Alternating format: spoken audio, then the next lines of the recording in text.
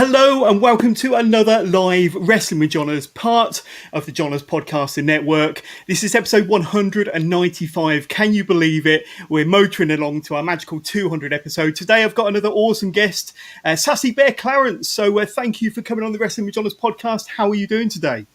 I'm doing absolutely fabulous, John. Thank you very much. No, you're very, very welcome. Now, I feel extra lucky to have the privilege of you on the podcast today because you had a very, very busy day yesterday. You were streaming on your Twitch channel for 12 hours solid. I know. So I'm surprised you're not having an extra long lay-in. But tell us about the Twitch stream and what were you up to for 12 hours then? Well, it was a mixture of different things for 12 hours. So it was basically just different varieties of like different games and different platforms, plus a little bit of a Let's Watch in the middle where we basically just watch through like a couple of episodes on a program just to basically keep the stream sort of like different and unique. But honestly, been going through that, like basically just ended with like Crash Bandicoot 3 for the PlayStation 1. So that's always a good way to just end it all out. But for like 12 hours, it was a lot of fun. A new challenge for me, yes, but a lot of fun regardless. Absolutely. Is it something you'd want to do again? I wouldn't do the 12 hours that often, but I'm usually regularly streaming on Twitch like 3 days a week anyway. But for 12 hours, maybe somewhere down the line, but not very often. That's awesome. And I know we're going to do all the big social plugs at the very end, Clarence, but because we're talking about your Twitch channel, throughout the your Twitch channel, your plug now for your Twitch channel then, Sassy Bear. Yeah, absolutely right. So if you ever want to catch me on my Twitch streams, basically just go and look for Sassy Bear Clarence. You'll find me there, no bother. So that's Sassy Bear Clarence on Twitch.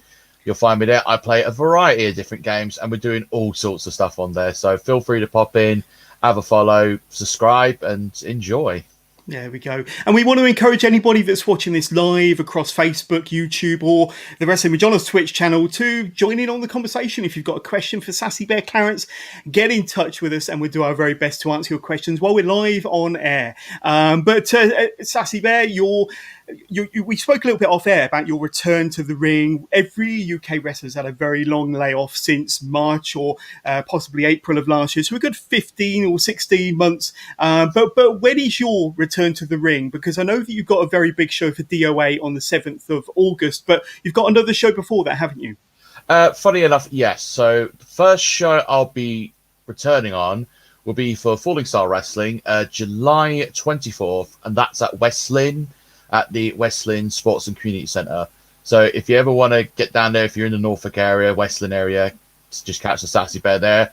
I'm there as well. And that'll be followed by a show for Kapow Wrestling on July 31st in Southampton. So I'll definitely be down there. Catch me down there if you're down the Southampton area. Get down there. And as you mentioned, August 7th, DOA, Beech Ball Mania. That's in the Drill House in Great Yarmouth. Do not want to miss that. 100% lovelies. Yeah. It's going to be a cracker. DOA's Beach Party Invitational Battle Royal that you're going to be a part of. One of the first, if not the first, to be an entrant for that Battle Royal. It's going to be absolutely fantastic. The names that are going to be part of that is absolutely kind of stacked. But you must be looking forward to performing again for DOA in front of fans. But what are we likely to see a sassy new champion? Because it's for the Pandemonium Championship, isn't it? That Battle Royal. Yes, you are 100% correct. It'll be the first crowning of the DOA Pandemonium champion on that very match in that very day.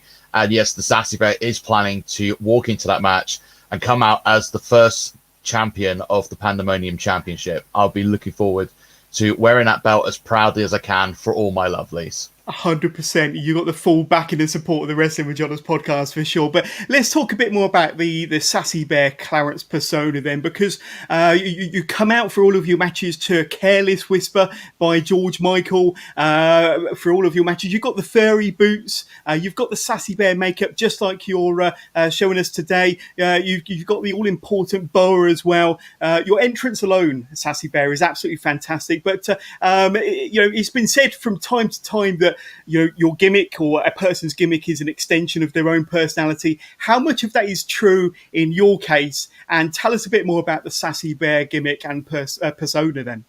Well, so with the Sassy Bear gimmick in particular, it's really just been this kind of like gimmick that's kind of like been used to like help me get more confident in myself. as well as being able to not have really a worry in anything. Like, I basically just go out there. I'm pretty much there to just help inspire a lot of people, especially like men of my size within like the LGBT community, to help inspire them. And that's the Sassy Bear gimmick. It's really just like, a guy that's wanting to like express himself, like show the real him to the world. And that's really what the Sassy Bear Clarence gimmick is, from what you see from first appearance is, there's the makeup, there's the boa, and there's the furry boots. There's the whole package there from the visual standpoint.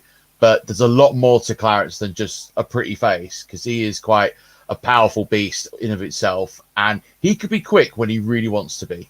100%. We're going to be getting into all of your move set and a bit more about your influences a bit later. But an extension of your kind of gimmick are the fans as well, aren't they? You're such a huge fan favourite. Like I say, as soon as that music hits, they know who's coming out. You've got the kind of the flamboyant, colourful entrance, and you interact with the fans brilliantly. Unfortunately, we haven't been able to interact with fans for a good year or so. But tell us about your kind of relationship with the fans and how they are so much a part of your persona when you get out there to an audience. Like, I'm always happy to interact with all my lovelies out that ring. Honestly, it gives me this new life of energy, this rush of adrenaline every time I go out there and I hear them, cheering my name and really like popping for me and whatnot. It's such a rush feeling. It's hard to describe. It's really just one of those things like you have to be there to really like understand the experience every time I come out through that curtain. Yeah, 100%. But I mentioned influences a bit later on. I mean, there's so many similarities with yourself and other wrestlers from over the years. But your character and your wrestling style, are there any individuals who may have influenced you or your wrestling career so far? In particular, the Sassy Bear persona? There is actually two big influences that I had for myself as a wrestler as well as the Sassy Bear persona. So, as a wrestler in general, like my biggest inspiration has been Dr. Death Steve Williams. So he's basically been that sort of like inspiration of being like this big, strong guy who could be quick, but he could also be quite powerful. And there's just so much about him that I just gravitate to as like a wrestler. And for the Sassy Bear Clarence gimmick, biggest inspiration is Exotic Aging Street. And a lot of it is just, he's able to like show like, the flamboyance to begin with, but then when the going gets tough, he just clicks to us, he changes to like a higher gear to then go out and really like show them that he could be a pretty face, but mess with him and he'll batter you for lack of a better words. Yeah, absolutely. And I'm huge fans of both wrestlers, Dr. Death included. I think he's very, very underrated. And like I say, hands down, absolutely. His career was amazing in Japan, what he did for All Japan Pro Wrestling and in WCW. We won't mention the WWF stuff because it really isn't worth mentioning.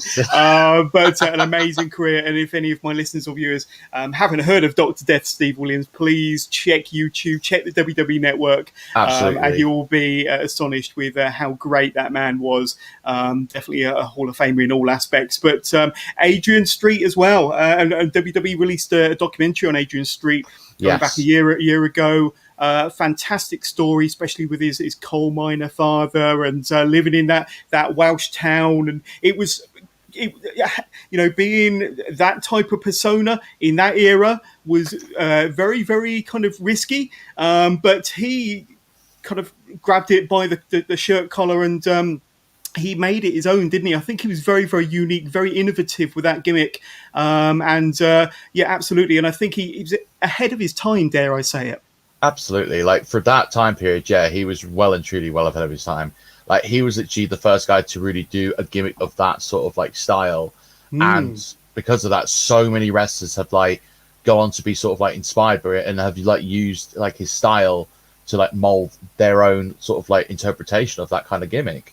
Yeah, absolutely. And up until, say, the first few months of last year, you were really on the roll. And we're going to talk about how you got into the business very soon. But I'd say 2019 was an excellent year for you. That was kind of the year when you first started to make your mark, so to speak. 2020, I believe, was set to be your breakout year, to be honest with you. You had... pretty much you had several bookings all planned out. You had a busy January, February, March, and then the rug was kind of pulled from underneath you. And I suppose, like every talent in the UK wrestling business, they felt kind of cheated at the, that rug being pulled out from under them, not having the opportunity to go out there and do what they want to do. But you, so early in your career, like say, having one full year under your belt, going into what would have been your breakout year, you must have felt kind of gutted and cheated and quite maybe upset at the situation.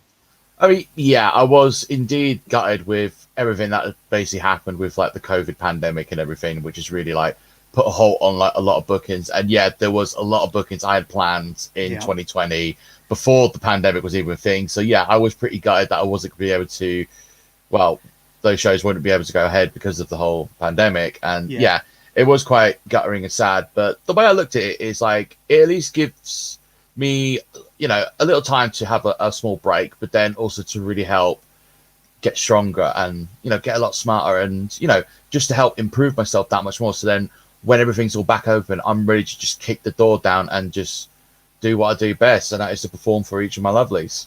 Yeah. And when you do return to action later on this month and into August through the summer months, obviously this layoff of 15 or 16 months has obviously given you time to reflect on your wrestling career so far and maybe look at kind of elements of the Sassy Bear you want to tweak or improve or add into. Are we likely to see a slightly different Sassy Bear Clarence when you do return later on this month?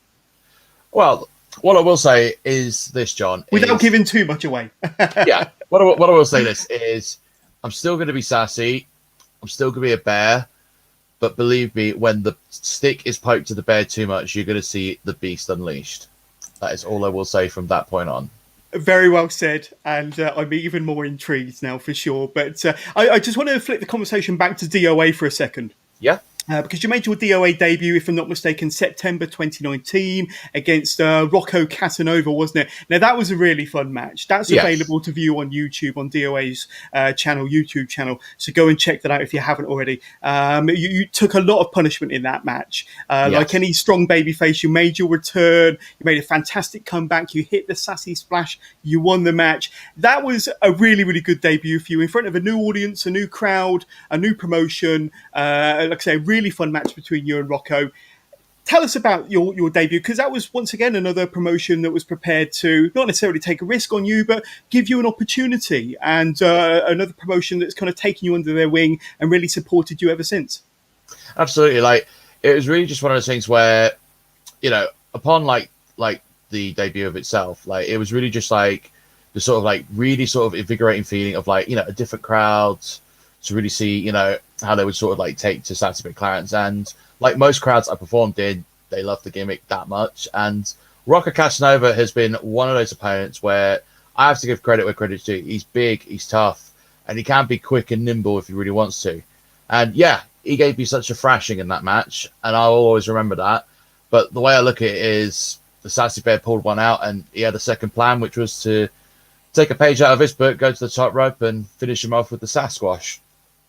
Is that what you're calling it? The Sasquatch, yes. Okay, yeah. I call it the Sassy Splash, but either one works, I suppose.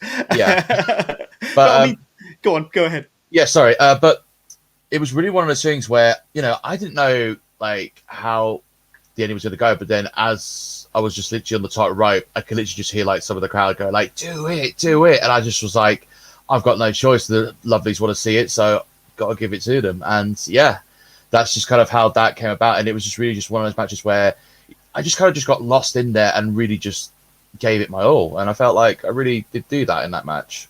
Yeah, absolutely. And I think by the end of it, the crowd certainly knew a lot more about Sassy Bear Clarence and were pretty much hooked. And you've made other appearances for DOA since then, mostly in tag matches and rather surprisingly, tagging with Rocco Casanova. So how did you come to a reconciliation, and you eventually formed a tag team with Rocco? So I suppose your gimmicks are kind of, I think as the commenter described it, two sides of the same coin. But you eventually got together and you performed in some tag matches with Rocco as well, didn't you?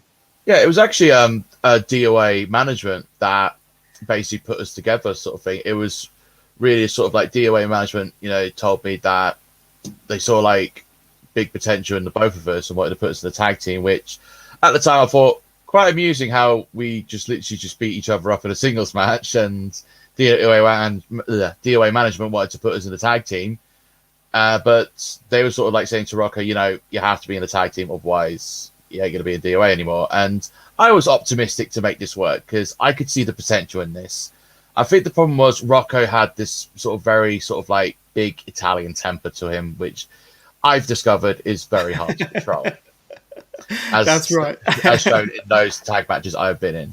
Yeah, but they were fun tag matches. I think you even fought the Rebellion as well, which is a good friends of the show. We've had the Rebellion on the Wrestling Johners podcast also. But although most of this interview is going to be focusing on your singles career, we've spoken a bit about your tag team with Rocco there. But it's another tag team that you formed recently, if I'm not mistaken, with the Rainbow Killer Riley Andrews, Sass Central. So tell us about that, because there's clips on your social pages of you two training together, rehearsing moves together. How did you two get together?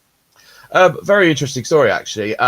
So I've known Riley before we even like tagged, and we basically both been in talks with Pride Pro Wrestling, who were planning at the time to do their show in 2020, and they were saying they were very low on tag teams. And so me and Riley just kind of looked at each other and thought, this is our big chance, really, to just make this tag team sort of like work and everything. And even though they've had to postpone the show for obvious reasons because of the pandemic, we're still looking at it as time to just get ourselves like ready as like a tag team for not just like Pride Pro Wrestling, but like any promotion that wants this crazy dynamic of like a tag team where you have like me as the strength and the power, and then Riley with the quickness and the speed.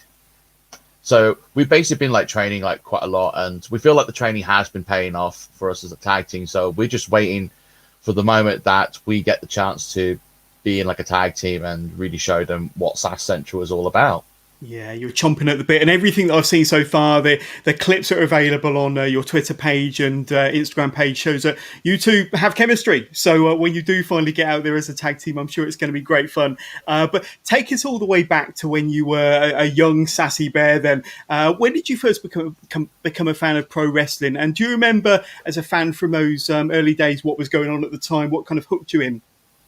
I'd say I was been a fan of wrestling since I was like a little kid. First match I ever got to watch was thankfully from my dad like recording it on a VHS, which they were a thing at the time to like the newer generation now. But anyway, the match he recorded was British Baller David Boy Smith and Bret Hart from SummerSlam 1992, and that was a big deal at the time because it was like one of the big 4 pay-per-views that was happening in England instead of like America. So it was really just one of those things of like, wow, this happened. And it really just sort of like grabbed me because I was just like, the Bret and Bulldog match, still a great match. And even more impressive to discover that, well, Davey wasn't exactly all there, and it was actually Bret carrying him to a really good match. But it just if you read Bret Hart's book, he really does kind of open up on that for sure. Oh, absolutely, yeah. And from what I gathered, Neidhart before his passing had mentioned that, David was very high on some form of substance. Dependent on stuff just to get him through the day, I think. Yeah, pretty much. But, from there, I think I didn't get back into it until like sort of like the beginning of like the Attitude Era. So this would have been like 97. So that's kind of when I started getting like really like religiously into wrestling. And I was just like impressed, like seeing the rise of like Steve Austin and The Rock coming in, and just everything about wrestling at that time was just so, it was probably the biggest it's ever been and has been since. Like, it was the most public eyes on the company at the time. And from that, I just got so hooked in wrestling. And by about 2004, curious teenager, I was curious to see if there was any way I'd be able to get into like training for wrestling. But the thing with wrestling back then is it was a different beast than it is like now. Whereas 2004, social media wasn't a thing. You didn't have Twitter, you didn't have Facebook, you didn't have Instagram, you didn't even have YouTube then. I think the best you had was literally just like search engines like Google, Ask Jeeves, and Yahoo and stuff like that. Yeah. But to my surprise, I came across this promotion at the time called Revolution British Wrestling, and they were doing training sessions in like 3 different locations at the time. There was one in Enfield in London, one in Exeter and Devon down south, and then one up north in Manchester. And the only realistic one I could get to was Enfield. Obviously, I was 14 at the time, wasn't legally able to drive, but my uncle was able to drop me there. Then my dad was able to drop me at the place they then moved to, which was in Plaistow. No offense to anyone that lives in Plaistow, not one of my favourite places to ever visit in London. But honestly, if I had not been for the training, I wouldn't have had any reason to go there anyway. And then from there, it was there from like 2004 to 2011. That training went on for, and that was mostly done by, well, first trainer I actually had was, funny enough, Sunset Skip. But this was back when he was rich and famous. So he was actually my first ever trainer for this first week in, first day in Sunday at Enfield. And then after that, it was mostly Sammy Ray that was taking up most of the training. And there was so much I've learned from Sammy Ray over the years. It's just crazy to think that had it not been for like his knowledge, I don't think I would be where I am like today. And then by 2012, there was like a brief hiatus I took from wrestling for personal reasons. But by July 2018, I noticed an advert from Hugo Bloom about UBW training. So, and I noticed it was very close to where I was living at the time. Well, I say at the time, I'm still living there now, but it's like around the corner from where I lived. And I thought, this can't be real. And then I'm like, no, it is real. So I went down there, did the training, and that was then when I was introduced to Paul Ash, who runs Ultimate British Wrestling, and learned so much from the dude. And by pretty much early 2019, I was just getting booked for like shows quite regularly from like UBW, DOA. There's even been promotions like, trying to think now, at the time, British Empire Wrestling. Yeah. Kapow Wrestling was another one. I'm literally just trying to remember off the top of my head. Falling Star Wrestling was another one as well. And yeah, it was just really just all these different promotions in like different areas just to get my name out there. And then 2020, before the pandemic, that doubled to like places like Apex Pro Wrestling and even Sacrifice Pro Wrestling. So it was really just getting up and up before, the pandemic hit. And yeah, that was basically how I kind of like got into wrestling, really. Yeah. So you mentioned kind of starting your training as a teenager and having a little bit of a hiatus in between, coming back about 2018. Am I right in thinking that when you returned in 2018, you weren't Sassy Bear Clarence straight away? Was you a different persona, a different gimmick when you first returned? Yes. So tell us about that. Okay, yeah, I'll definitely tell you about that. So at the time, it first came about as this gimmick called, it ended up being Sledgehammer Bets, but how that came about was we were doing promo practice in training one day, and that was when Paul Ash, at the time, christened me as Aaron the Sledgehammer Bets, but then we later agreed that it's too long, we have to shorten it, and then we both agreed on Sledgehammer Bets, and it's such a complete different character entirely from Sassy Bear Clarence, because it was basically just this angry nutcase that just carried a sledgehammer around. Could be any different to your current personality. I know, exactly. It's just crazy to think. Yeah, it was basically just that. And while I did add a few fun matches as Sledgehammer Bets, I think in the end, by the time I debuted Sassy Bear Clarence by, this would have been about mid-2019, the writing was just kind of on the wall for Sledgehammer Bets, really, so... Yeah, 100%. And how have you seen the kind of evolution of the Sassy Bear character? Obviously, it started as one thing, and it's kind of here today in its current form. But how has it evolved in your mind? Do you see the character kind of going even further with certain aspects of the persona? Yeah, I could definitely see with Sassy, the evolution is just. Looking back at it now, it's just kind of crazy to think how we go from one bit to the other. But then I kind of liked it because it was it's something different in wrestling, and sometimes seeing the same old stuff can get very boring. So if you can come up with a gimmick in the character that helps you stand out like a sore thumb, then more power to you. But I feel there's like many different things you could do with Sassy Bear Clarence that you just couldn't do with Sledgehammer Bear. It's like with Clarence, he could be a good guy, and if you wanted to book him as a bad guy, then that was possible as well. He could do singles, he could do tags, he could be a bit more bear or a bit more sassy. It really just depends on what people want from Sassy Bear Clarence at the end of the day. Yeah, and like you say, it is that larger than life character that does catch people's attention and imagination. And you've got so many wrestlers out there that want to be their gimmick is as a serious wrestler, but you've kind of gone back to the golden age of when you had these big larger than life gimmicks, and you're really capitalizing on that, and it's very popular with the fans, clearly, and it's getting you noticed by promoters, by podcasters as well, dare I say it, but it certainly is a unique and like I say, very larger than life colourful character that people remember as soon as they see it. But you started in 2018 with UBW, that's right, isn't it? They kind of gave you your first break. So tell us about that company, because we've mentioned a lot about DOA already, but UBW has done a lot for your journey as a pro wrestler as well. Absolutely, yeah. So UBW, Ultimate British Wrestling, in case people were wondering what that stood for. Basically run by Paul Ash, who, in case people didn't know, he wrestled as Ash in FWA as part of like a tag team called the New Breed with Curve. He'd also wrestled from like IPW back in like the very early days as well. Right. But he has been this incredible man to just help create this promotion, Ultimate British Wrestling, and it's just been such an honor to just have the opportunity to get from where I am today. In most parts, thanks to UBW, they helped me, learn so much about being who I am like today, being able to like know how to work the crowd, how to like, work matches and stuff like that. And there was a lot I learned from UBW, and UBW will always be like my first home. And hopefully, whenever it's all lifted and everything, hopefully you should see me more with UBW, if lucky, later this year, or who knows? It depends really on what goes on really with everything else.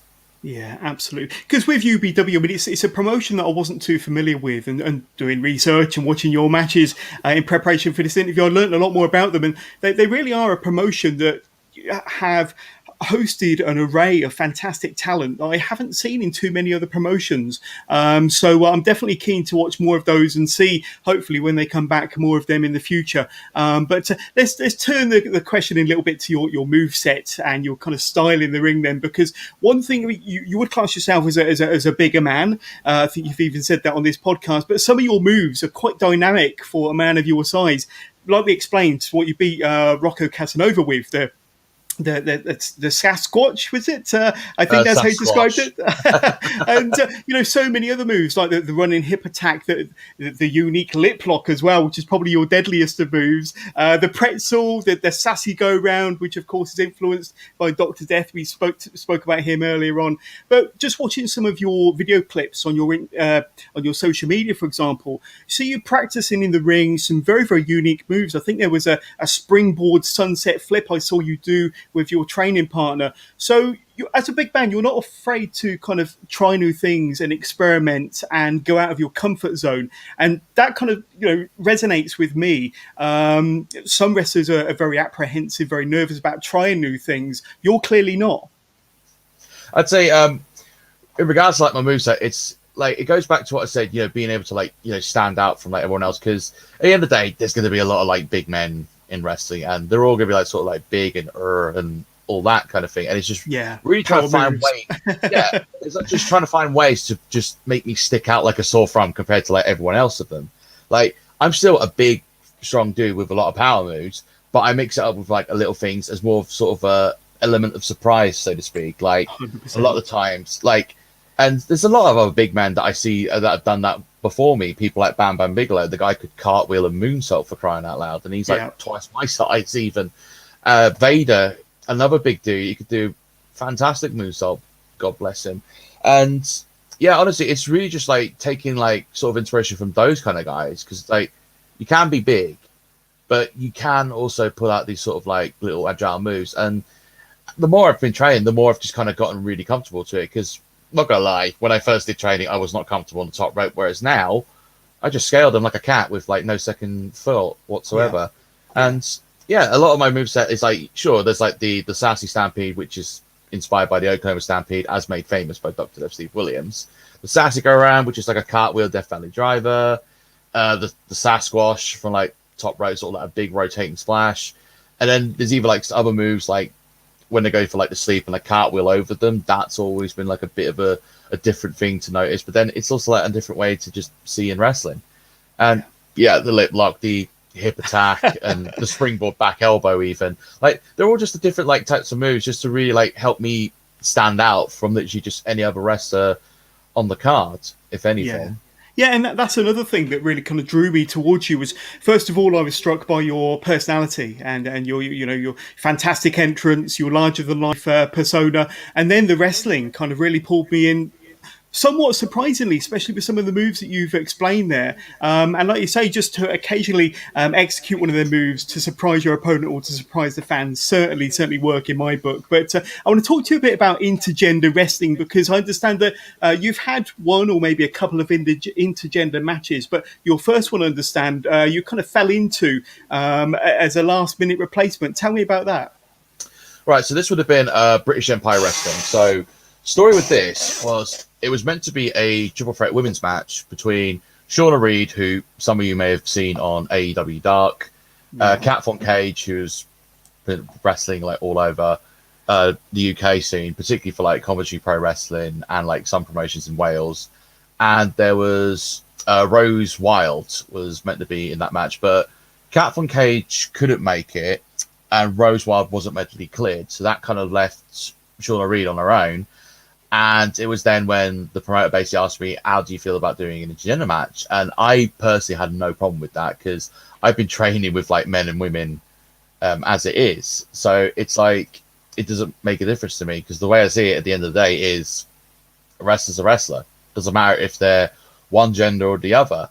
And so that's just kind of how this match came about between me and Shauna Reed. And till this day, it's been one of those really interesting matches, because I think back then, I would say even a Sassy Bear Clarence, I was sort of like fairly new with the gimmick, and Shauna Reed was a lot different back then than she is now. And so I was recently watching like a match of hers against Thunder Rosa at AEW Dark, and I couldn't have been any more prouder of Shauna, just because from how we like first met in the intergender match and to see how far she's come since then has been like a real proud moment. And it really ended up being like a really fun intergender experience with Shauna. So Shauna, if you're watching this, thanks very much.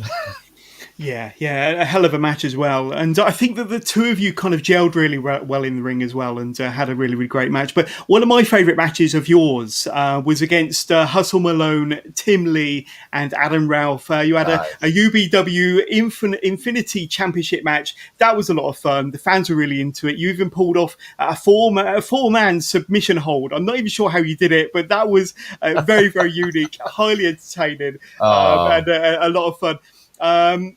Tell us about that match, because I think you'd probably agree that that was probably one of your favourite matches as well. And I think certainly my favourite match of yours since I've kind of started doing my research into you.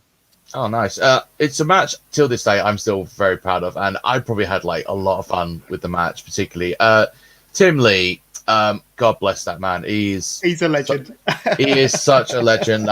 He was so fun to work with. Hustle Malone, great to work with. And Adam Ralph wasn't the first time we worked with him, but it was still always a pleasure regardless. So a lot of it, we just kind of like did like a lot of like sort of like big spots to really like stand out with the match compared to like the other matches. Because like, it's a fatal four-way. You got all these different characters, and I do mean different characters, each one after the other. And so a lot of us would just like come up with these sort of big spots just to like get our gimmicks over and to give like the crowd something to like remember in the match. And I mean, it was like for the Infinity title nevertheless, so it was quite sort of like a big deal, but at the same time it was just a lot of fun doing that. And at the end of the day, I still rate out there as like one of my favorite matches.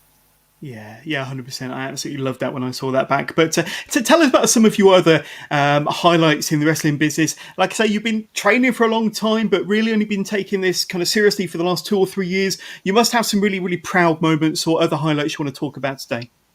Yeah, funny you should ask, actually. Yeah, there is quite a few that I do recall. So this would have been like very sort of like I think there was a couple of them. It's just sort of like the evolution of just how I come across with like making the moveset that I did. So I think very newly on, there was like half moves I weren't doing then, and then I would end up doing them later. But that just came with like sort of learning. I think one person I definitely learned a good bit from in terms of like getting out of my comfort zone is Wonder Kid Johnny Storm. So there was a lot of times I did like a lot of training with him, and he just had this ability to just help me get out of my comfort zone. And one occasion, there was like a seminar he was doing in Swan and Morley, down with Falling Star Wrestling, and I think it was me and CW Davis were in the ring, like working together. And one moment, I went to like the middle rope and did like a springboard back elbow, and that was when Johnny Storm was like, "You got some really good hang time for it for a man of your size. You should definitely keep that." And I was just like, "Yeah, I'd happily keep that. I mean, it's one way to keep me different from everyone else. And how many times are you going to see a man of my size do a springboard back elbow anyway?" So, you know, a lot of it was just like learning from that. And I think even like a lot of like amusing little moments. Like I remember the first show I debuted the Clarence gimmick for, funny enough, didn't happen till like December 2018. Right. But that was sort of like experimenting for like an adult crowd. And I remember just like finding it so amusing just how Paul wanted to like book it. Because early in the night, I was Sledgehammer Bets, but I was like a manager for like a heel tag team. And basically the way he planned it was like, basically you cost them the match, and then in retaliation, they beat you up so badly, you become this different person later in the show. And so because I got beaten up so badly, it's like I've just become Sassy Bear Clarence by the end of the night. And that ended up being like a great way to end the show there. And I think from that moment, it was just like, yeah, I kind of see the wheels falling off for Sledgehammer Bets at this point. And then from that point, it was just further development for Sassy Bear Clarence as he is like now and talking with you. So yeah, there was like a lot of highlights there, and just a lot of like journeys that I've just like gone through with like various different people to various shows and all that. That's all been like fun. Particularly Smashing Mike was another one I always like travel a lot with, particularly for like Falling Star Wrestling. And he's a man I've faced before in Falling Star Wrestling as well. Tough talent, hell of the athleticism on the guy is incredible. I will credit him that. Like, he is so athletically gifted. Like, I could definitely see he could be one to definitely look out for in wrestling. And as mentioned before, there's quite a few talents in UBW that I can see definitely going a long way to making it something of themselves in like future promotions. Like Tommy Kyle and, well, Truman Roswell, two people that I think of immediately. There was also Mr. Charles Crowley, but then again, he's been like everywhere.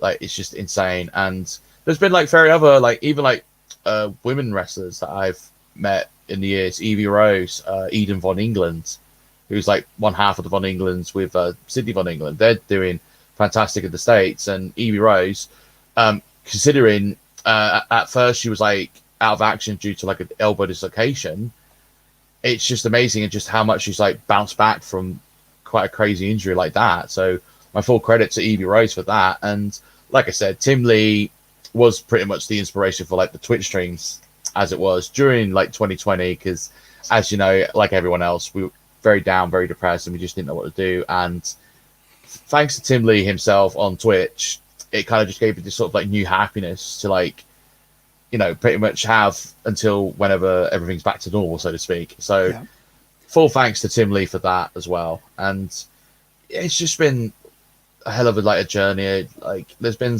like there's ups, there's downs, but at the end of the day, wrestling makes me happy and I enjoy it. And yeah.